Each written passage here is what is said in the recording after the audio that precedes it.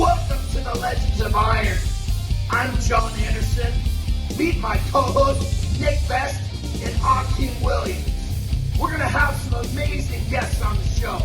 Buckle up tight, because we're going to be talking about the shit you're not supposed to be talking about. We're going to be discussing anything and everything it takes to become a Legend of Iron. Legends of Iron is brought to you by Maximes. Maximes is the creator of Carnivore Pure Beef Protein Icing. Beef builds muscle, and Carnivore is the world's #1 selling beef protein. And don't forget to try our new carnivore flavor, Rocket Pop. Oh, damn. Whoa, this is it right here. Wow, this is protein? Delicious. This is too good to be protein. Woo, we about to change the game with this one. You're gonna love it. Welcome to another edition of Legends of Iron. I am John Anderson. With me always my partners in crime, Nick Best and Akeem Williams. We have got a killer show for you today. The first time ever on Legends of Iron, we have a couple. And we not only have a couple, we have one fucking badass couple. They're both Canadian, and they are both world-class strength athletes. That's fucking right. You heard me correct. World-class strength athletes. Now, keep in mind, they're going to help me with the introductions of their last name, so it doesn't sound like somebody's cut my tongue out in the middle of this introduction. So, Max Boudreault and Sam Belliveau. Welcome to the show. What's going down? Awesome. We're excited to be here. Thank you so much for having us. First off, thank you so much for letting me kind of gracefully get out of the fact that I was never going to be able to mispronounce your names properly. So thank you very much. I appreciate that. Very cool. Very cool. Well, we're really excited to have you guys on the show. And like I said, you guys are the first couple that we've had on. And talk about a dynamic duo, man. This is really, really cool stuff. So, well, first off, how's obviously, Max, you're prepping for World's Strongest Man. How's that going? I'm sure it's going well. And yeah, it's going well. I've been really focused on my lower body because my upper body, like my shoulder, has an issue, and I'm finally over it. So I trained behind the neck just 3 times for this prep, but I'll be ready to go this weekend for sure. There we go. There we go. So, on that level, Sam, how is it that you could? I know when we were talking, we were setting up the time of the day for the show. You were kind of letting us know that, hey, we like to have everything set up way in advance, so he just kind of cruises in. So clearly, you're a part of the prep. How do you contribute to his preparation? Well, it is like he's part of my prep. I'm part of his prep, and it's not just about in the training. We're very fortunate that, like, you know, we run a gym together, so we're literally together 24/7, and it's really good because we have very big mindsets of like what actually our goals are, and like if I want to slack on one day, well, he's right beside me, and like, you know, he'll push me to work out or eat better or whatever, everything that's going to make us better, even for recovery. And I know World's Strongest Man is like it's a great experience. I mean, it is a long week for us to go at Worlds for 10 days and stuff, but it's such a fun week, and I've never seen Max actually so ready for this contest as he is. Like, I keep saying that for every contest, but he keeps showing up to the gym every day and just being so much more mentally prepared. I know physically he's there, he's proved that he belongs on this international stage, but now that the playing field is getting so much stronger, it's who's going to be able to last mentally throughout the whole week at World's Strongest Man. And that comes with experience. I'm sure Nick can pretty much agree that, like, when it comes to a 5-day show, if you're gassed out after one day, you are screwed, right? So Max is really dangerously ready for this year. That's really cool. I love to hear it. And now a lot of these questions, I'm just going to flip it back around, obviously, because, you know, so Max, talked a little bit about how you help Sam and her preps. It's amazing. Like, we have lots of fun. Like, we play with our own programming all the time. She's from a powerlifting background. I'm more from strongman and bodybuilding. So when we met up 3 years ago, we actually created something great together. Like she said, I have no lazy days. Like, if ever I feel like slacking off, like, she's 20 pounds behind me. So it's kind of a slap in the face. I don't want to admit that, but like I need to step it up, even if it's hard. Like the take press and all those powerlifting lifts. Like she can take press 60-pound dumbbells. So I'm like, fuck, man. Like I really need to step it up for those things. But that's what's making me get better, and that's why we improved the past 3 years. And like I was okay strongman, but I'm really good for those reasons. Because like having a partner, like you don't need to fight with them, like to go to the gym or whatever, and like have a mindset that we have together. They want to push each other. It's just really good. Like sometimes I wonder when the competition mindset stops. Like last year, we used to have like a schedule, like, okay, let's see who's best at this sport. So like the checkers, the chess, and all this, like who's better. Like we have fun. It's funny, yeah. That's really cool. You guys sound. Yeah, that's killer. During COVID, we made this list of like it was like chess, ping pong. We had like a bunch of sports. We would just go through each one, and it was just so fun. Bowling, it was fun. So who's winning so far? They're a good question. Who's gonna admit they're not winning? Would be more of the question. But I need to play smart, because if I want to replay those games, I need to let her win, because when she loses, she doesn't want to play anymore. That's so true. Oh, that's awesome. Good. So on that level, you guys kind of remind me of my wife and myself. We're both, we're together all the time. I mean, literally, probably the longest time we're not together is when I'm taking a dump. I was just gonna say. So like in our world, what happens is I kind of wear her out. Does that make sense? So do you guys have a dynamic like that too? Like she's kind of like, okay, I need to go out to the guest house and get away from you. She doesn't say that. She just quietly goes out to the guest house to get a little space. But do you guys have a dynamic like that too, where one of you guys kind of wears the other thin, or is it kind of equal? What's it like? Well, I go meal prep here and there to get a little break. He'll leave. But Max leaves tomorrow for World's Strongest Man, and I only leave Saturday. So it was at the end of a few prep where I'm like, you leave a day before, and I can have a day here to get my shit together before going to Worlds. That's cool. I mean, we've only been together for about 3 years, so I think we don't get sick of each other yet. But we have our times where it's like, I need food, go get me some food. If you're not seeing each other by now, you're not going to be. So you're good.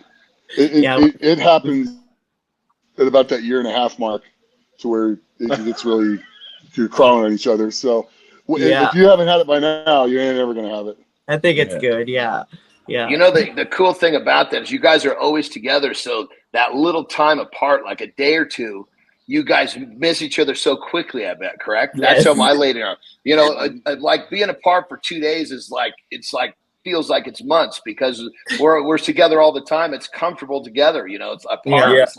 It's like I'm a peg leg without her or something, Yeah, it was like this morning I had a 2-hour nail appointment, and I was like, 2 hours away from you feels so long. You know what? I actually go get pedicures to cut some of that down. I go get pedicures with her. That's part of what I do. It's crazy. I love it. You gotta John. Getting pedicures. Nick, are you listening to John over here, Nick? I just heard that. I just heard that. Well, in my defense, I've been painting my toenails for 30 years. So I did it before I met her. Max, I hope you don't go get pedicures, Max. No. If I could get my toe up to the screen, you'd see I got silver right now. Shit, man, they're always painted. Okay. All right. Okay, John. That's it. That's it. Hey, whatever entertains us. You know what I mean? We're all exactly. Whatever floats your boat, John. I mean, well, think about this. Look at the weird shit we do that entertains us. Is it really that fucking different that someone paints their toenails on top of the weird shit we do? Hell no. No. Max say he rather leave sandbags. That's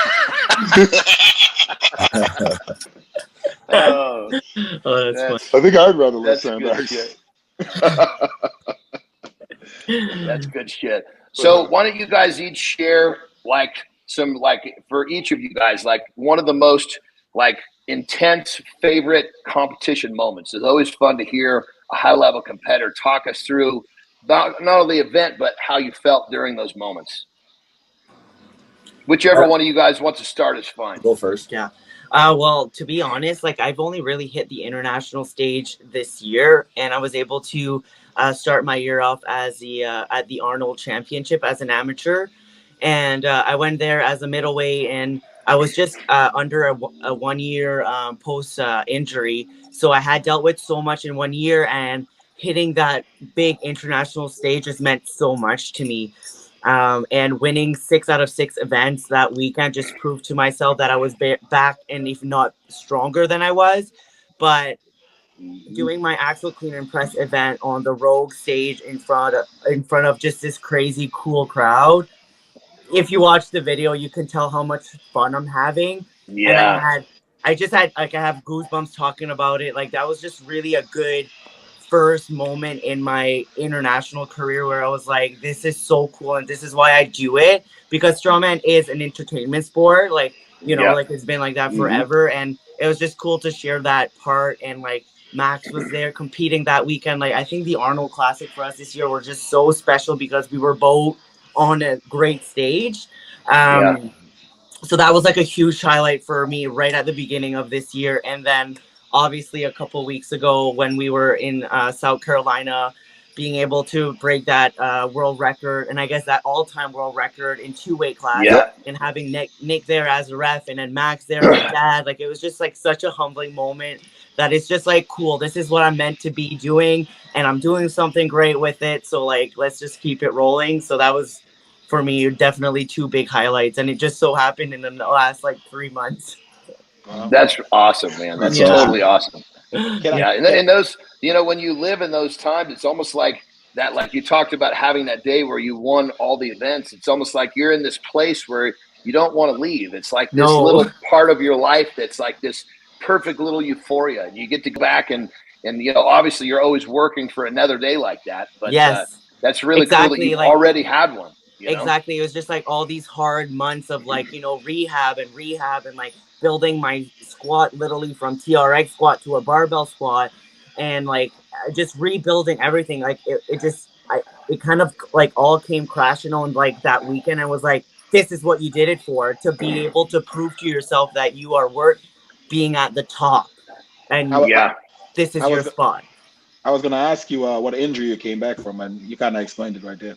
Yeah, so last year in April, I was going for a Canadian axle clean and press record, and it was 250 pounds. And just a couple weeks before the record, I was told I was able to use my belt. So Max and I kind of brainstormed, and we're like, you know what, if I can save like a bit of energy belt cleaning, it might actually, you know, like it could be worth that extra 10 pounds that I can add to my press. So with no little to like maybe, I think I had 1 training on belt cleans prior. So I went for that. It was 250 at the time. And the second I got it off of my belt, I definitely overshot it and it hit my neck. And I felt that. And the bar came crushing down on my hip pelvis area. So I had like a strain synthesis, a strain in my pelvis, and then a few vertebrae that were shifted. So it was just like a lot of rehab. And to be honest, like the only great chiro out there that was able to help me in that moment was Todd McDougall. And I've only seen him a few times, like when I was going to the Shaw Classic or wherever he was when Max was. So he was able to, I think, fix me 3 or 4 times before the Arnold. But it was a shitty injury that that just taught me a lot, though, because like as a coach, like I was able to not only teach myself about rehab, but now I'm able to kind of, you know, work around some of these areas with a lot of my clients now. So it's kind of cool. Well, the interesting thing about that is it sounds like your plan of conserving some energy with the clean using the belt worked too well. It popped you in the neck. Yeah, it surprised me. Yeah. Well, I've never done a belt clean ever again, and I will never do a belt clean ever again. Fuck that. Yeah. Right on. So, Max, your turn. For me, it was probably Santa Monica. One of my first highlight. Brother, I was there, so I got to say, forgive me for interrupting you, but I was doing the announcing, and brother, you were fucking the entertainment of the show. You came out and was like, here's this fucking guy, and he's just wiping everybody out. How does this keep happening? You're dealing with guys that are 6'6", 6'8", and you're walking out there. It's like you were 9 feet tall. It was totally awesome. So sorry for interrupting, brother, but it was great. Just hearing you bring that up. Yeah, and like Nick knows, I've been in the sport for 10 years already, and I have two big holes like my yoke and deadlift, and every show that we had was always those two events in it. So that's why I never was able to burst out of the scene. And I saw those events for Santa Monica. I'm like, oh, perfect. That's my show. So I went in, and then I'm like, okay, let's just go have fun with the crowd and finish with a bang. And in the warm-up for my deadlift, I felt a zapping pain behind my hamstring. So I stopped at 2. Like, I should be good to win, so I just need to finish. So I took a walk into Santa Monica Piers. I'm just tearing up. I'm like, holy shit. I can beat those fuckers, man. Like Big Brian, Lisa, they're all talking about those guys. They're unstoppable. And I'm just won an event. Won the second one. Won the third one. And then the deadlift, well, it's usual. Then I just need to finish a sandbag, and I just missed it by an inch. So I'm like, okay, today was not the time. But, man, my Instagram, I had 1,500 people following me that night. The next morning, I was at 15,000. Oh, brother, let me tell you, sir, I was there. I was doing the announcing, and what you described, it was even bigger, the excitement from the crowd. What you described is on point. But what I'm saying is from the outside looking in, it was even bigger and more exciting than what you described, and it was all about you, brother. But every time you came out, it was like, holy shit, is he going to do it again? Yeah. Because you're totally correct. Here comes Big Brian. Everybody knows what's coming from him, You came out there, and you just start laying out these numbers. It's like, okay, yes, this is the same implement everybody else is using. They're all looking. So, brother, I got to tell you, I was sharing that moment with you. That was a fucking totally awesome fucking run that day. Yeah, thanks. Yeah, totally cool. Yeah, that was last year was World's Strongest Man, finishing 3rd. Like, that just made me believe that myself. Like it's normal. Like, I wake me up, I'm like, why am I doing this? Like, you wake up, you're broken, you're sore. Like, should I keep doing this? Like, yeah, let's just finish.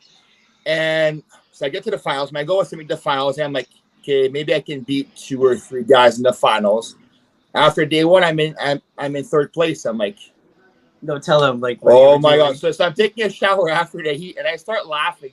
Sam's like, what's wrong? I'm like, I can't believe this. Where I'm in 3rd place. Like, can there be a hurricane or something so we can finish? It was the year after the hurricane in Bradenton, so he's like, "Do you think it can storm tonight?" That year was that hurricane was too, because insane. Man, you remember feeling the building wobble, back and forth. Walk in, you look at the toilet, and the water in the toilet sloshing back and forth. It's amazing because I saw the beginning of your career, and I followed you all the way through. And man, you were one of the toughest, grittiest competitors anyone can ever see or want to compete against. And the thing that people are going to do every time is underestimate you. And it's like it's a matter of time before you take the whole thing. It's just putting it together on that day. You have the ability to do that. So it's really just a joy to watch. It really is. Thanks. And that's the thing. When you're getting better faster than the other guys, that's when you're closing that gap. And, look, in the last couple of years, you've come you've progressed so much faster than a lot of the guys that they're working just as hard. It's just their career is not in that same position. You're in that peaking stage where who knows how long you can keep getting this good, this fast. And that's exciting shit, And that's why we're prioritizing right now for recovery stuff. Like, we're trying to focus so hard. Like, we bought the Normatec boots, the arms, the shoulders. We're going to invest in the hot tub, cold tub. Like, just do all those small steps to stay as tough as I can. So, like, the longevity of the sport is really important, right? Yeah. And then just build from there. Yeah. Totally awesome, guys. So we talked about these killer, over-the-top, euphoric, great moments. Now, of course, we got to go to the other side of the spectrum, unfortunately. So what was that moment, really, like the motherfucker moment, like, God damn it, I can't believe I did that. Have you guys had any of those moments in competition? We've all had them. Shit. I haven't. Haven't? Yeah, I had for sure. No, I I thought you did. said haven't. I was like, holy No, I I thought you did. said haven't. I was like, holy shit, she's a killer, man. Oh my god. So actually, like, where my strongman career started, I guess. So it was just under 5 years ago where I was brought into the strongman scene by just by default. They're like, hey, we need a women to represent our province, or like here in Canada, province, states in the States. Just clarifying. So they're like, we need a women to represent. You're a powerlifter. You're somewhat strong. Can you go up on the scene and just represent? And I'm like, yeah, sure, okay. So I went to national that year. I had done like a small local show to qualify right before. And so I had no idea like what were Atlas stones or anything. Anyways, I finished that contest just like 0.5 off of the podium. And that lit a fire under my ass. And then like 365 days later, I won nationals, got my pro card. Like I'd worked so goddamn hard my first year into the sport and I didn't even expect, like I was so tunnel vision for that first place and just to give it my all, like just to prove to myself.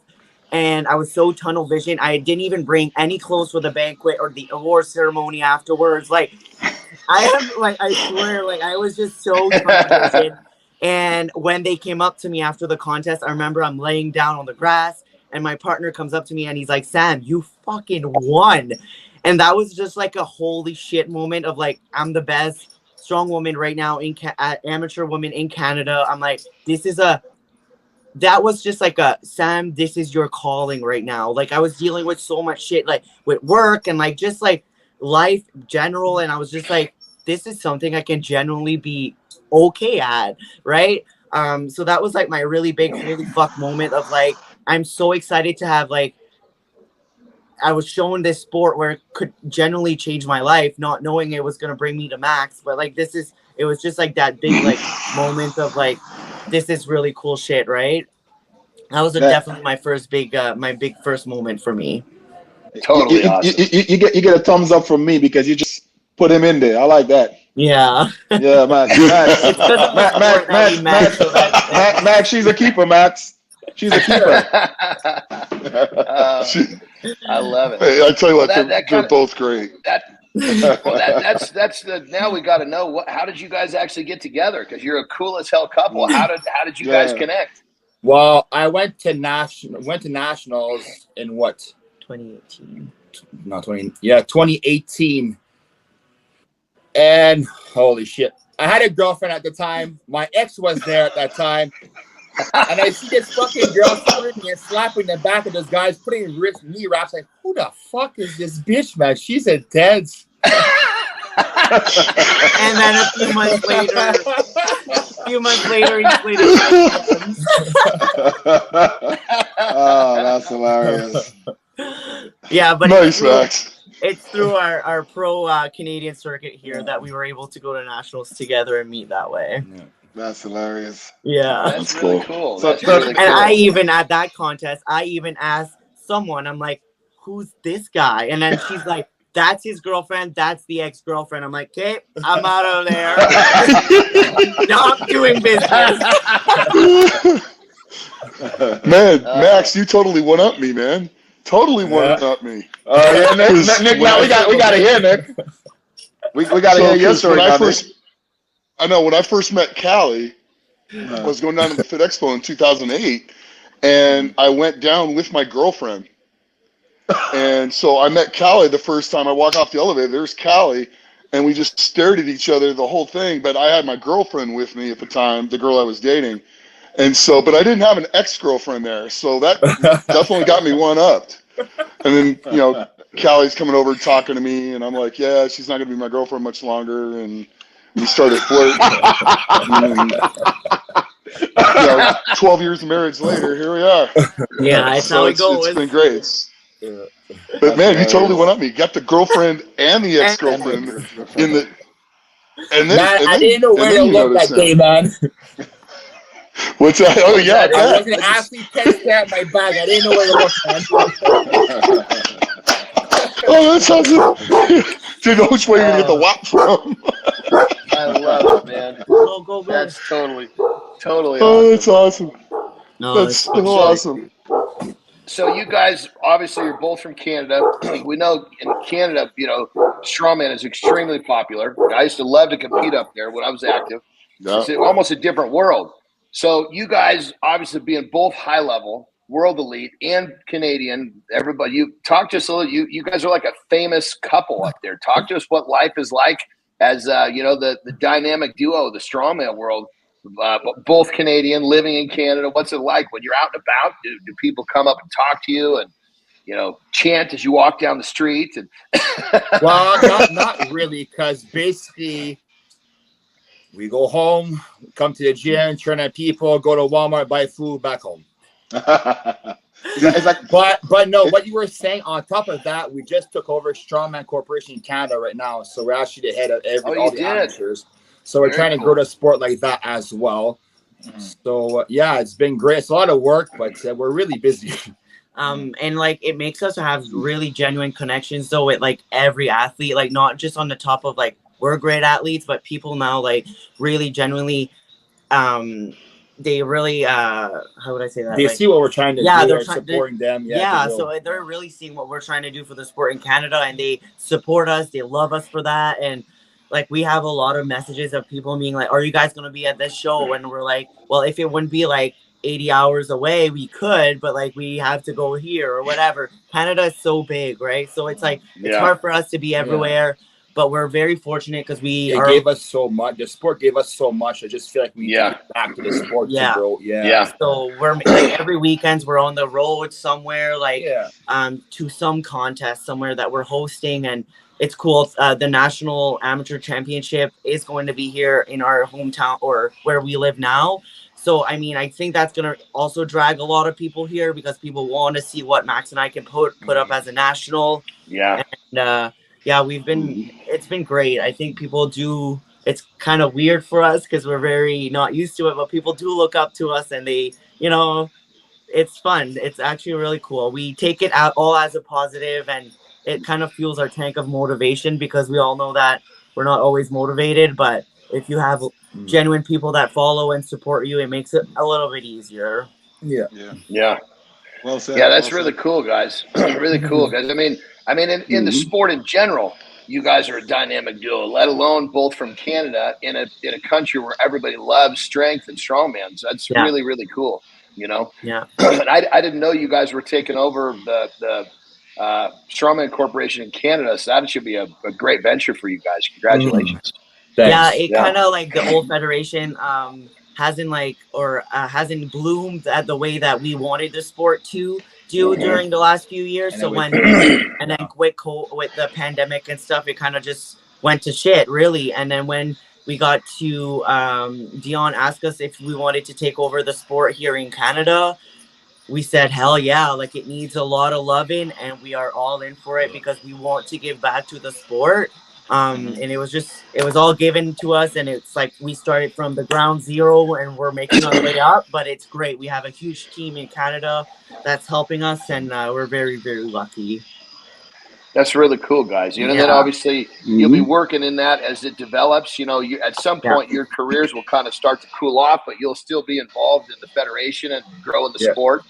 You get to be involved with something you love for the big picture. That's really cool. Yeah, that's it. And with Strongman, you're just an injury away from retiring, man. Doesn't So you have to have some other plan or cushion. Yeah. Just like our gym, like our gym where we trained at closed at the beginning of COVID, and we needed a place to train.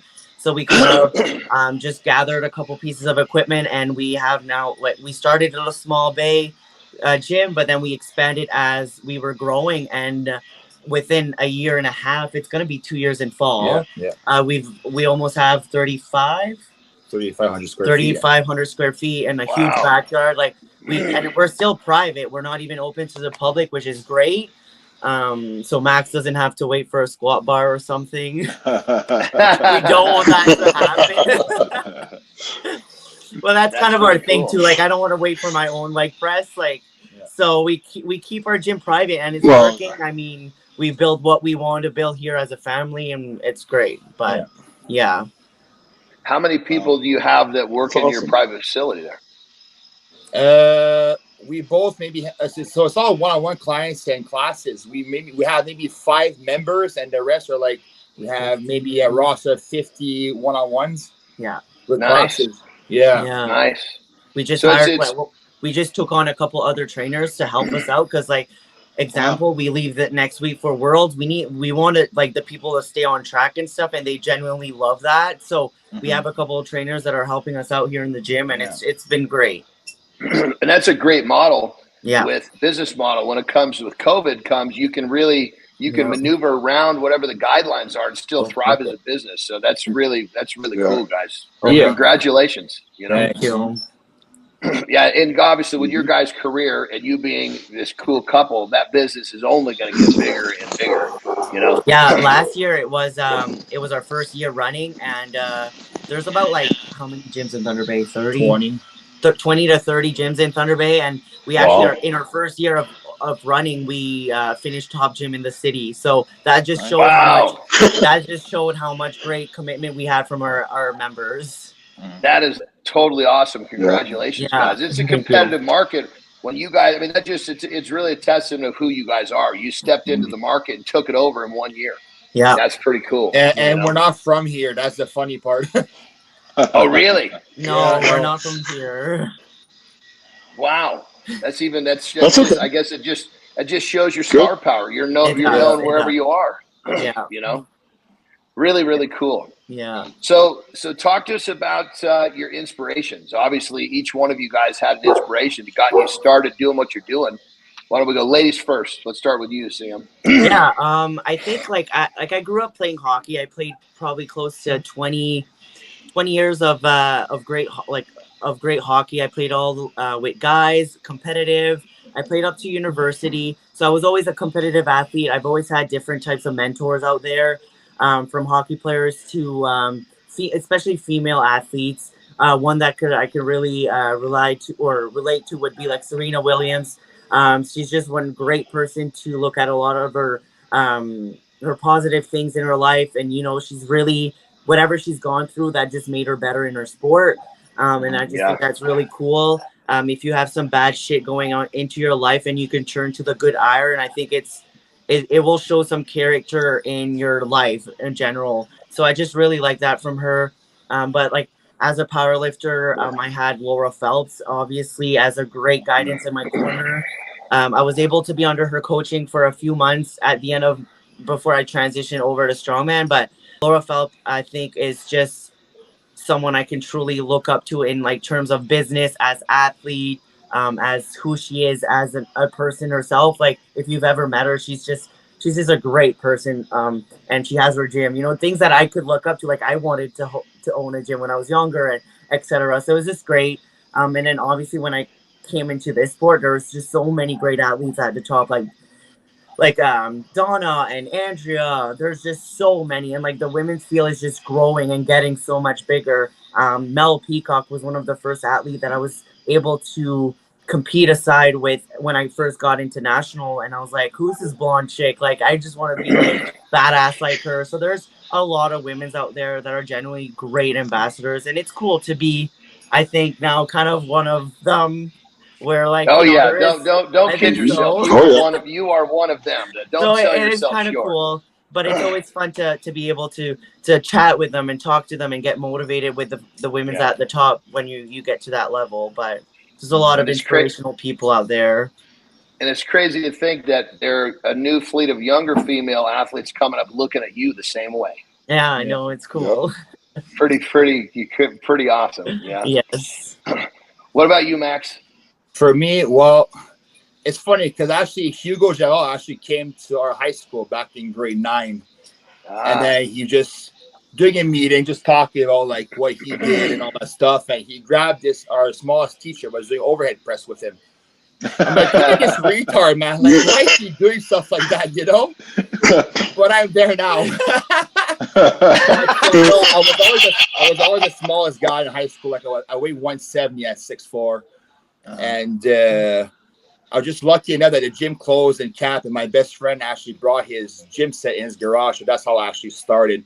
And then when he left for college, I was trying to be as strong as he was, like during Christmas break or summer break, right? And I just got really hooked like that, thankfully, like my last semester of grade 12. And then I started doing strongman 2 years into working out. And then I was just grateful that I was stuck competing with JF. So I had him as like a mentor right off the bat.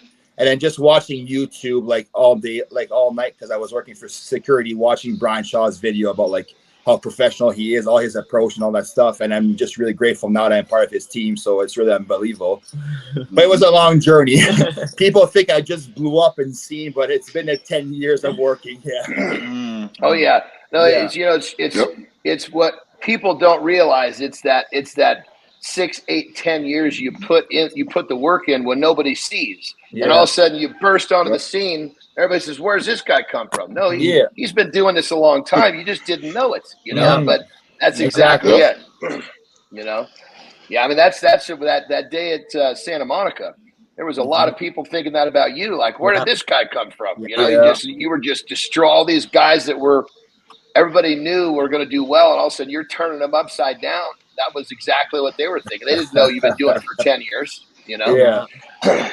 Yeah. So that's really cool, guys. I mean, obviously having, you know, being connected to your inspirations and you know, and just the fact that you guys, it's really cool that you guys are now those inspirations for the younger people coming up. It's like you're paying it forward. You know what I mean? Mm-hmm. Exactly. That's really true. Yeah. That's and really like good. Having JF too, like we built a very strong relationship with JF over the last 2-3 years, I would say, like stronger.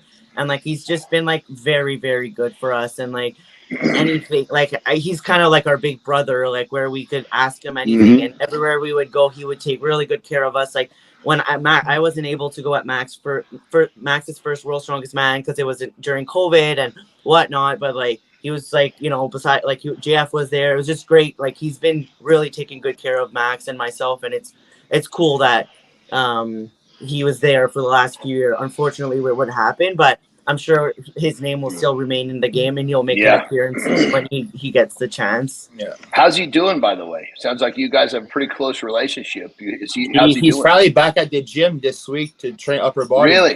Mm-hmm. Yeah. Wow. Nice. Yeah. Good. That's great to hear. He needs to. I think mentally he's in a better spot than most people would think he is. Like I think he's at our age and he's done a lot of accomplishments for himself. Where like he's done a lot. He's done a lot. He also understands that you know he is part of a sport where like an injury can take you out any second, right? And we need to be aware of that to make us really appreciate what we are working to, like our journey. It makes you just appreciate your journey that much more when you know that your life can change in a split of a second. And he's in a good mindset. I mean, obviously he must have some rough days and stuff, but it is life. You can't really dwell on it, and it's taking it one day at a time. He lived a good career. That was his first major injury, to be honest. It's just too bad it stopped him, but that was his first injury. Yeah. Yeah, I mean, he's had a phenomenal career. Stopped him for now. Yeah, I know. Yeah, he's had an amazing career. It stopped him from now, but let's see what happens 6 months from now. I know. He's not training legs, and he's getting healthy, and he feels good, and he gets going. I mean, we all go through that when we get a really bad injury. Yeah. You know, but then you start feeling good, and you start getting back to normal, and then it's like, I think he's still got some stuff left in him. It's just him getting back to the gym and getting back to training, and that'll come back out. Yeah, I do believe that too, and I think like there's great masters, OSG and things like that he can always try to make a comeback at. So don't count him out.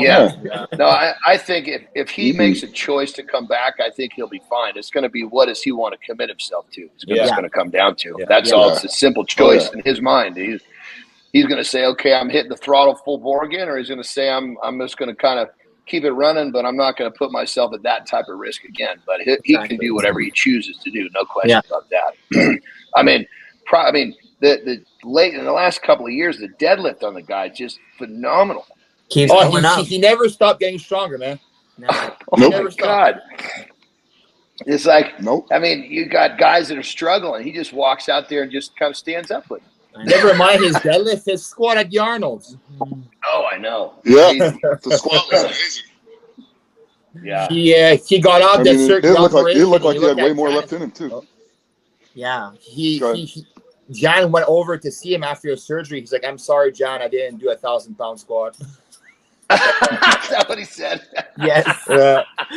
She's like, "Don't worry about that, please." But that's just a testament to what a great guy he is. You know? Yeah, it really is.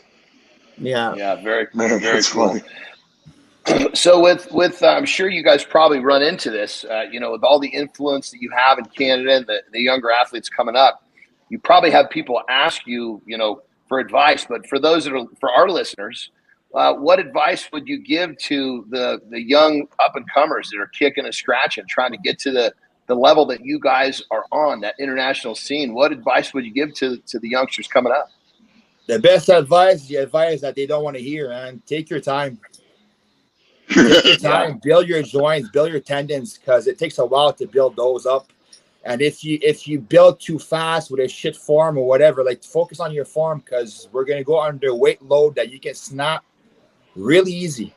It's not CrossFit, guys. Like if one tweak, you're done. Like look, JF just slid a bit with his foot and snapped his tendon. Like we're dealing with weight that's really heavy. So the longer you take, just like I remember as a kid, I used to always be pissed off every World Strongest Man. I don't get invited because I can beat this guy. I can beat this guy. But the more it took, I realized, hey, wait, the longer I wait to get there, I'm not just going there for the heats. I'm going there to make a statement. Yeah. And I was just lucky enough that I was with Novi and Tom the first year. But no, I made a statement. So I was ready to go back. So I will be remembered, not the guy who get shit last and don't get invited next year, right? So just take your time, enjoy the process, because the more you enjoy, the better you'll get. And like the reason why I got really good the last 3 years is because of Sam. Like I have a partner who believes in us, like who does the same thing, who like I feel comfortable. So I'm not stressed at all, and that made a big difference. Yeah, that's such a true thing when you have someone in your corner, someone that's by your side every step of the way. It is extremely helpful, extremely motivating, effective. So you guys, I mean, this is really cool to actually talk with both of you guys on the show, because like I said, I keep saying dynamic duo, but I mean literally, think about how many people on the planet, or how many couples on the planet that we compare to you guys.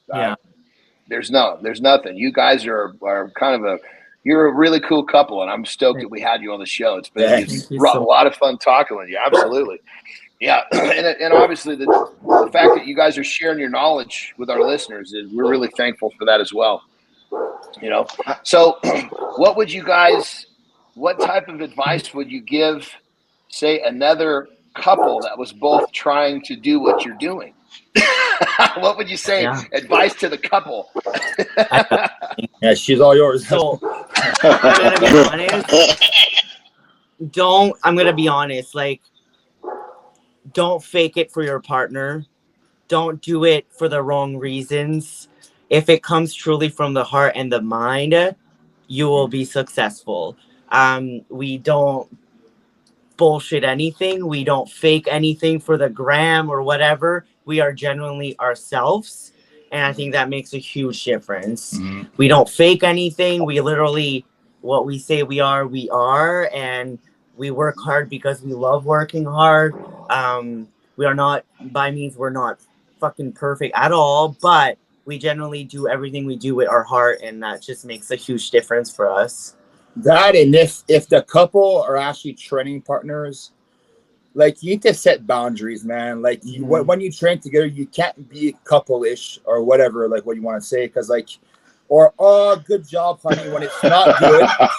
Because what happens is that but for real though, because absolutely. The compliment where it's not needed should not be knowledge, right? Because then later on, that thing, like let's say in between sets, she's always on her phone instead of working out, and you don't say anything, and then after 3 months, it gets annoying, and then you say something, but it's too late now because she created that aspect right away. Yeah. So if you're training as a couple, you need to leave the couple for an hour. Just focus on training to get better, and be honest with each other. Like I know some stuff might hurt, we got into a lot of fucking fights, man, over the years, but it got us better.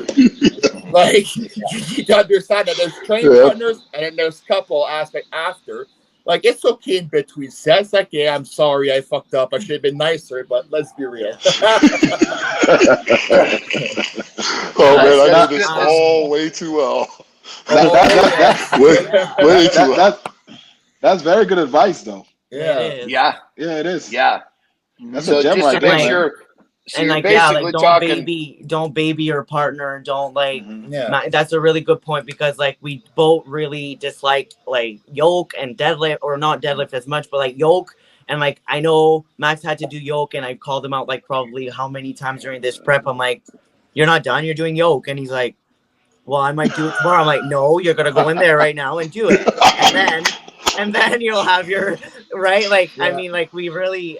And what's nice about a couple training part, you know how to press your partner's buttons, right? You know what to say, you know what to say, you know how to push the person to piss them off when you need to. So like those are really good tools if you know how to use them. And you need to use those buttons right at the beginning, because you can't add that throughout the workout, because now like, oh, he's such an asshole today, you know? Yeah, I mean, my lady, literally, she'll just say to me, I don't think that's a good idea. And usually she's trying to slow me down because I'm trying to move too fast. That's because obviously we have our you know, how we operate as a couple too.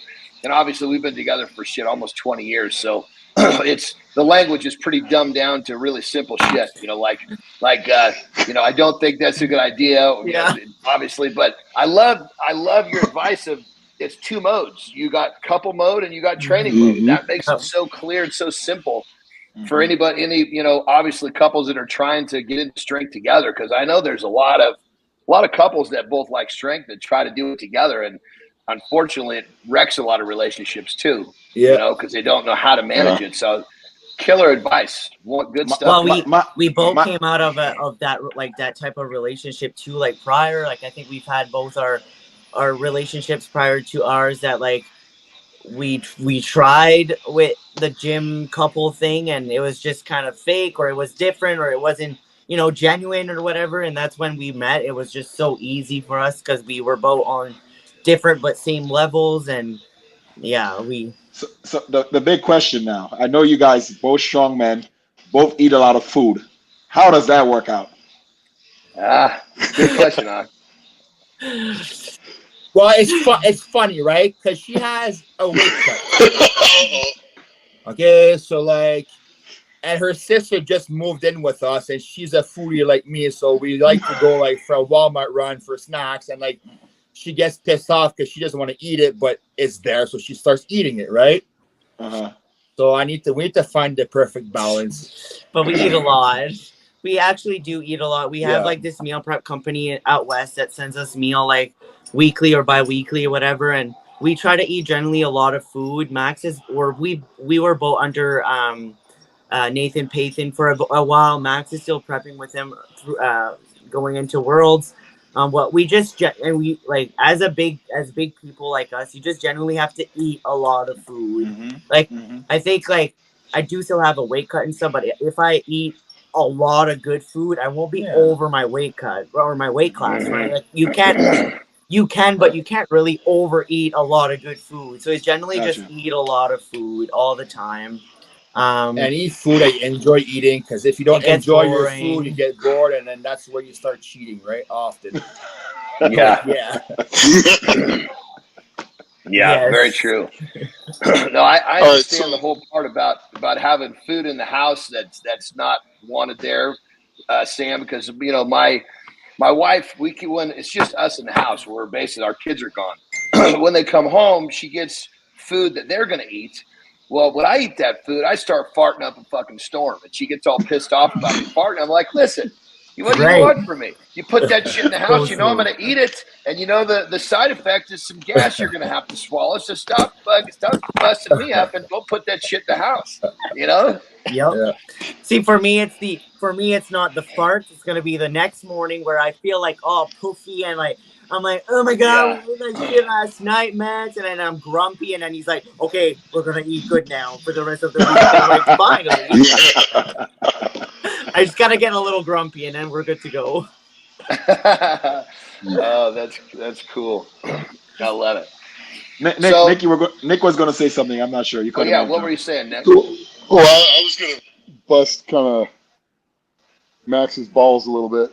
So you got 2 events that you don't like to train. Why on earth are you doing those last? You should be doing those first. Oh, I am doing those first? Yeah, you need to be doing yoke first and the deadlift first. Why are you putting those off and doing those last? I'm just doing yoke usually after like my overhead press, and then I switch to yoke. Okay. You got to start doing that first. Start doing that first. Yes. Okay. You need to start doing that first when you're fresh. Yeah. And getting after that.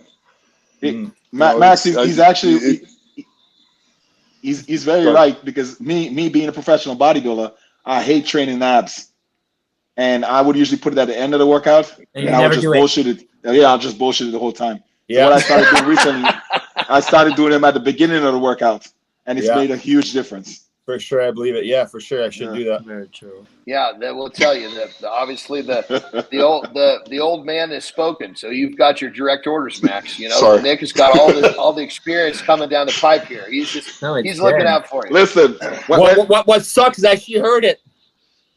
That's why I said it. Because I know now. Remember what Nick said? You need to go do that. Do it first. Nick, you got to hold up the gauntlet when you give him some advice. Yeah, true. Just make sure the yoke is balanced. Thanos has spoken. I love it. Okay, so this is a awesome 3-part question. So you guys are going to each answer individually, and then you're going to answer as a couple. So if you could basically go back in time to give only yourself, one piece of advice, how far back in time would you go to talk to yourself, and what would you say to yourself? What would be that one piece of advice? So ladies first. I think fresh out of high school, I feel like I was like rushed into going to university, making big plans at 17, dropping grants on a degree I wasn't 100% comfortable with. I got involved in just so much in university, and when things started falling apart because I wasn't ready, it was hard for me to deal with that because it was just a lot, right? Like if like school wasn't working out, it was so much money, and I was not enjoying school. I was half-assing my hockey then because I was getting into a big party life, just like a huge like snowball effect of negative things.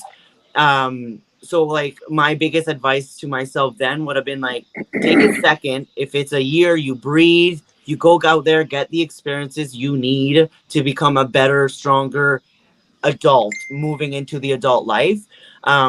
Because I'm nowhere to where I thought I would be back then. I just think like gaining all these experiences with life, with barbell afterwards, like, getting a job at the gym and stuff, like it just made me better at pointing exactly in what direction I wanted to be or what I wanted to become as I was growing up. Just don't rush it, but getting a lot of good experiences, be around people that generally make you better in life, grasp experiences like that. Like I remember one of my first seminar was Donnie Thompson back in Nova Scotia, and like just kind of like hearing him talk about his experiences in the sports and stuff, and I thought that was so cool that he was able to travel and do powerlifting meets with people and like mind-like people, and never would I thought that I'd be a gym owner and a coach, but those comes with experiencing of knowing who you want to become, right? So that would definitely be my biggest advice. Very cool. Max, what about you, brother? I don't know, man. I enjoyed the process because I had like a lot of ups and downs that made me who I am today, right? So just meeting the right people at the right time got me to where I was at, and I think that's pretty much it, man. Wow. Because like basically I went when I was a kid, my neighbor was 3 years older than me, so I felt like I had to play catch up all the time because like I needed to be good at whatever he was doing, unless I would have lost him as a friend type of thing. So that's where I got really competitive. The fact that the gym closed in my grade 12 and I started training made me want to do health and fitness promotion in college. So I moved up there and I saw a few friends like maybe I'll start doing bodybuilding. So I did bodybuilding until national juniors. And I was such a shy kid. I'm like, how am I going to step on stage with opposing trunks? but then you walk backstage and you realize everyone's wearing that. Okay, that's better. So I went up to national as a junior athlete, and then one of my friends showed me strongman. So like I just got lucky enough that like, hey, come try strongman every Saturday. So every Saturday we're doing sled push pull, log press, tire flip, farmer's walk. And every week I was getting better. I'm the type of person who I love being competitive, and I love to get better.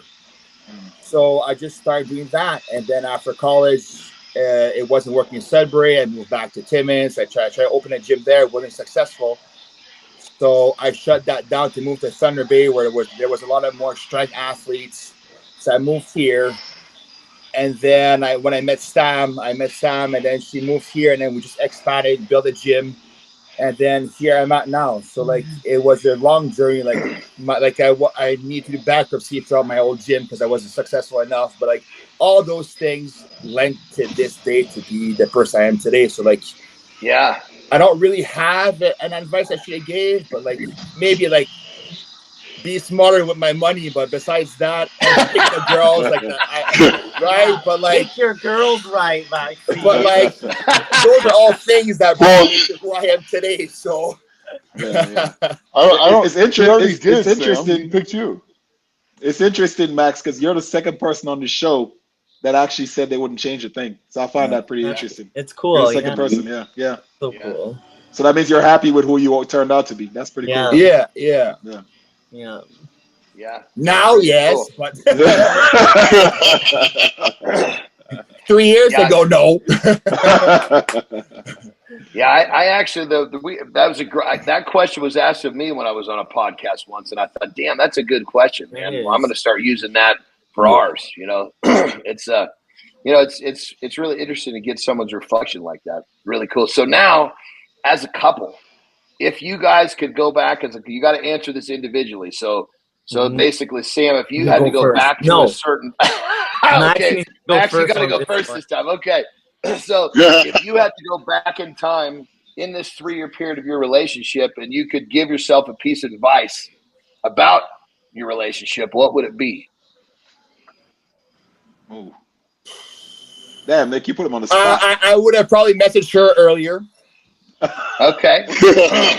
Because like, man, it was crazy. Like I messaged her on January if she was going to California Strongest Woman. So I asked her if she was going, and she's like, yeah. So like, okay, well, I might see you there. So I made sure to be there. But and then like 2 weeks into talking to each other really well, I asked her, hey, do you want to come to Arizona with me? So she's like, sure, yeah. So we actually met up in Quebec to fly to Arizona on February 14th. And then that's what it all started. And from that year, we traveled everywhere. I mean, we had 36 weekend out of 52 that we're traveling. Wow. So like for competition, for family, for everything. So like, man, we've done that for the past 3 years. The only thing that calmed us down was COVID. So then during COVID, we were stuck. So we're actually able to focus onto something. So we put all our energy into a gym, and that's why we got really successful. So now we reopen, and then we're just traveling the world again and just enjoying life. You guys are road warriors, man. That's totally awesome. 36 out of 52. That's a busy schedule. It was crazy. Yeah. I don't think, honestly, like there isn't anything like advice-wise that I would give our relationship, just because like it's been like such pleasure meeting and being with Max that like there's not even a single thing like other than the first couple weeks when it was rowdy because of the ex-girlfriends, blah blah blah. But like, whatever. That sucked. Yeah, that sucked. Yeah. Anyways, so you just tell yourself to relax, let that stuff pass. It'll pass. It will pass. But it's been just so easy. Yeah. Like, as much as we work really hard on everything right now, and then with that crazy, like, yeah, we have our gym, we have our online business and Strongman Court, but then we're bringing Evolution to Canada. So we keep just bringing a lot of things, and a lot of people are like, you guys are so busy. And like, it's like, but we enjoy this with like every inch of our heart. Like, we just truly enjoy living right now, which makes everything so easy. They don't say that we're busy. They say that we're lucky. Yeah, that's we're lucky because like we go train at Brian, or like we go to Calgary, or we go to Spain, or we go wherever just to compete. But like, man, I hate it's not lucky. We've worked for 10 years, man, for this. Yeah. And now we're finally having a paycheck that we're able to enjoy.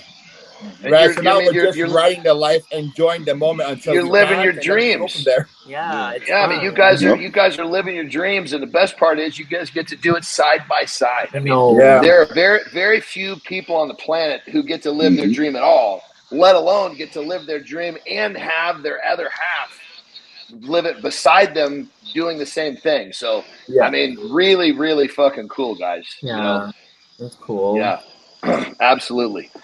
So we've had you on here for an hour, and I know obviously you're getting yourselves prepped, getting ready to get out of town, go to World's Strongest Man. But I got one more question for you guys. This one will be a little easier, so it's not. There's no. You don't have to look at. You don't, Sam. You don't have to look at Max and say he goes first on this one. So, you guys. I mean, literally, again, you're the dynamic duo. You guys you're both at the highest level. People are already starting to look up to you, and you're basically making an impact on the strongman world. So when it's all over, when competing is done, what do you guys want to be remembered for? So this one's 3 parts too, individually and as a couple. After seeing JF's injury, I feel like I'm the one who's stepping in his shoes. I want to be the person who represents Canada as much as I can. I want to give back to the athletes, because without them, there's nobody that's replacing us, right? So like, we want to give back as much as we can, and we want to be Canada to be representing well. I just feel like, because Canada is a small country of good athletes, but when there's a good athlete, they stay there for a while, like Hugo, Christian, Louis-Philippe Jean, JF, and I'm the next one, right? So I want to stay as healthy as I can, longer as I can, to be able to support Canada as much as I can international. I'm just really grateful to have Sam by my side, because she can do that for the women's side. So as a team together, we're able to grow the sport even more. And then just for a couple, right? Couple aspect where people can understand that, like, oh, we can do this as a team. It's not like you go to the gym, go do your whatever booty band or shit like that. We can actually train together and get stronger, right? Or like just everything in general, just to grow as a team. Yeah. Very cool. Super cool. Yeah. I think, like, as an individual, like, I never even thought about it, because like, for me, like, it's been only like about 5 years, but like 7 with powerlifting, and I feel like it's still not that long to be at the level that I can now place myself.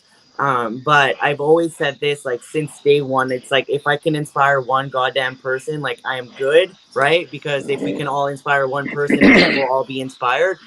But now that, like, I feel like I have so much more on my plate, it's like, I want to literally be able to inspire the young generation to be comfortable with go to the gym, grab a barbell, and just trust me that at the end of your day or your workout, it'll make you that much more disciplined, and it'll really feed off of every other aspect of life. Because not only did Strongman change, like, my way of in the gym, like, as an athlete, but it's changed us as a couple. It's changed us as business owners, as individuals. Now that, like, I feel just so much better, like, communicating with people, and it can be like really little things like that, but it's just generally gonna make you that much better. And if I can inspire women's out there just to say, heck, I'm going for it. Like, I literally packed I was a 9-1 operator for 6 years. I said bye, I packed my car, and I moved 36 hours away to be with Max, because I just genuinely was like, I'm ready for a big flip in my life. And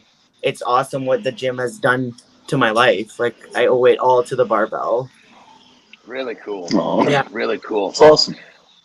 So you guys as a couple, what do you guys want to be remembered for as a couple? I think they kind of explained that. Nick, I think they kind of answered it already. Did the same thing times two. Yeah, they did answer. You know, Ak, you realize you keep calling me Nick. Do you realize that? I'm sorry, John. I think that's funny. I'm sorry, John. Yeah, John, they kind of answered it in the question already. Yeah. I mean, brother, shit, you calling me Nick is not a bad thing. I get called a lot of things other than my name, and Nick's one of the better ones, so I'm good, you know? Thanks, John. I appreciate that. Oh, God. Yeah, so basically, so as a couple, you guys are just basically kind of taking what you're doing and you're just basically being that figure amongst your fellow Canadians and doing what you're doing, which is totally awesome. Yeah, very with like cool. Strongman Corp, That's like we can show not only our athlete side of things, but as promoters, like we generally want to give all the athletes in Canada the more opportunities that they even think can come at them, right? So we are giving them more opportunities, more shows to win money, to win invitations. Yeah. Like, that is what, like, at the end of the day, beside being a great athlete, we want to be known as great promoters, being great chairmen, ambassadors for the ones that are coming up. And we will generally do it until we can't do it anymore. And I think it's because it's got so much passion in our hearts that it's kind of. Well, you guys taking over the Strongman Corporation in Canada, I mean, that's clearly going to lead well beyond your active competitive careers, which is really cool. So you guys will be representing the sport for literally until the end. So very cool. Yeah. Well, I got to tell you guys, it was an absolute pleasure to have you guys on the show. Me personally, I really enjoyed getting to know you guys as a couple. So thank you for your time. Much, much appreciated. But we'll wrap this baby up. Nick and Ak, do you guys have anything else for them before we sign off? I just want to know how many eggs do they eat between both of them? Not a lot. Well, I used to do bodybuilding. I'm done with eggs and chickens, so it's all yours, buddy. Wait, and you know what? Someone else asked me that this morning too. They're like, "You must eat." Oh yeah, my nail girl. She was like, "You must eat so many eggs in one day." I'm like, "There's a lot more protein sources out there, honey." I'm like, "We are sick of eggs." But that's awesome. Well, I just want to say thank you guys for coming on. I really appreciate it. We all really appreciate it. And I'm looking forward to seeing you guys. I'll be up there on Monday, I believe.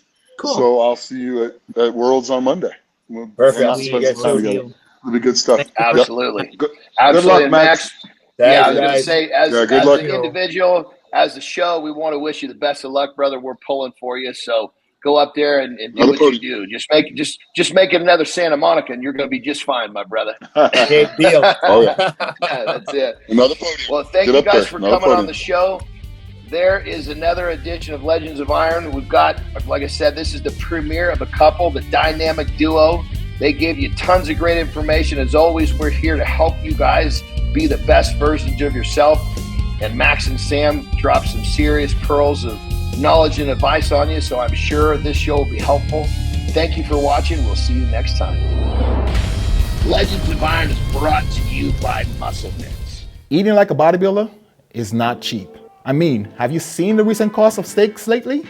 Thankfully, I'm able to get all my meals in and hit my macros for just a fraction of the price with Carnivore Lean Meal, Muscle Mix's newest innovative whole food meal replacement.